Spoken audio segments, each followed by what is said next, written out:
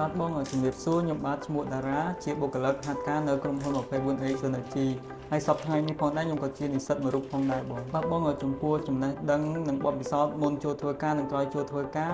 គឺខុសគ្នាឆ្ងាយខ្លាំងបងនិយាយពីចំណេះដឹងវិញគឺកាលពីមុនខ្ញុំមានកម្រិតទាបនៅពេលដែលខ្ញុំមិនទាន់បានចូលធ្វើការមកតែនៅពេលដែលខ្ញុំបានចូលធ្វើការនៅកន្លែងក្រុមហ៊ុន 21A Synergy មកចំណេះដឹងរបស់ខ្ញុំមាន level រៀងខ្ពស់ជាងមុនបទពិសោធន៍ការងាររបស់ខ្ញុំទទួលបានច្រើនរយៈពេល3ខែដែលខ្ញុំធ្វើការនៅកន្លែងក្រុមហ៊ុន 21A Synergy គឺខ្ញុំទទួលបានជាច្រើនពីការទំនាក់ទំនងទៅភ្ញៀវការទំនាក់ទំនងទៅម្ចាស់ property ការគ្រប់គ្រងរាល់បញ្ហាក្នុងការងារការពិភាក្សារាល់បញ្ហាការងារព្រមទាំងការធ្វើការជាក្រុម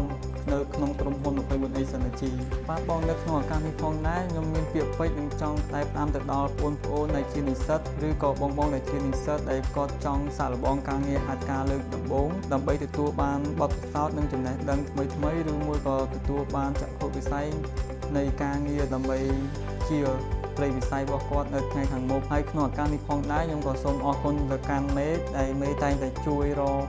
ដំណោះស្រាយនៅពេលដែលខ្ញុំជួបបញ្ហាផ្សេងមេតែងតែជួយដោះស្រាយហើយនឹង teamwork ដែលគាត់តែងតែផ្ដល់ដំបូន្មានល្អមកកាន់លោកខ្ញុំហើយក៏សូមជូនពរឲ្យមេមានសុខភាពល្អនិងការដឹកនាំក្រុមការងារឲ្យរីកចម្រើនតទៅមុខហើយសង្ឃឹមថាក្រុមហ៊ុនរបស់យើងនឹងមានសក្តានុពលនៅថ្ងៃខាងមុខសូមអរគុណ